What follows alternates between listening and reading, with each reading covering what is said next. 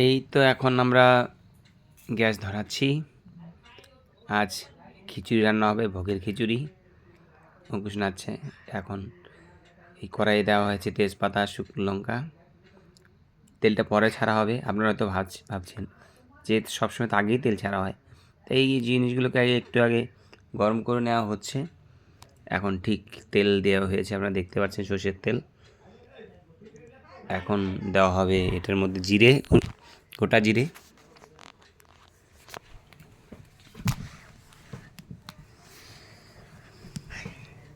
তেলটা ভালো করে গরম করতে হবে।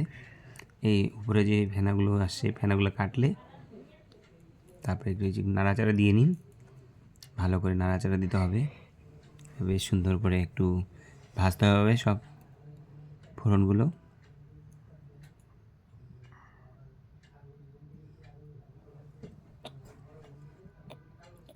এই যখন একটু ভাজাটা ঠিক হয়ে গেছে, তখন আমরা এখানে দিয়ে দিচ্ছি আদা কুচি। তারপরে দেওয়া হচ্ছে আলু। যেহেতু আজকে আমাদের খিচুড়ি করা হবে, তো খিচুড়ির আগে হবে বাঁধাকপির ঘন্ট। তো বাঁধাকপির ঘন্টের এটা দেওয়া হচ্ছে আলুগুলো প্রথমে ভাজা হবে। হলুদের গুঁড়ো দেওয়া হচ্ছে।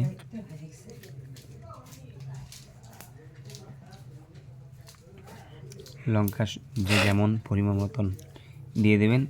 এখন যেহেতু শীতের দিন, তা সবাই পারলে হেন্তি লঙ্কাটা দেওয়ার চেষ্টা করবে। এখন বাঁধাকপি কুচনো বাঁধাকপি দেবেন আস্তে আস্তে। মটরশুঁটিগুলো দিয়ে দিবেন। মটরশুঁটিগুলো আগেও ভাজতে পারেন, একটু হালকা ভেজে নিতে পারেন।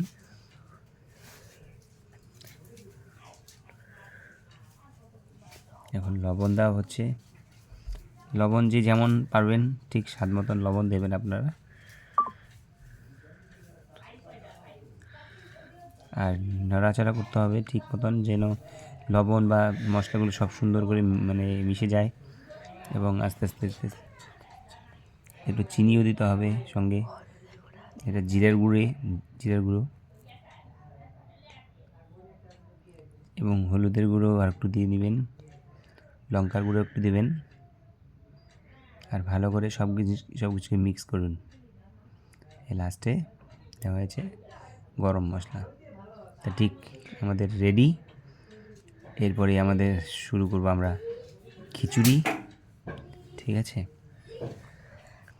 খুব দেখে আপনারা বুঝতেই পারছেন খুব সুন্দর একটা বাঁধাকপির রেসিপি আজকে বানানো হচ্ছে।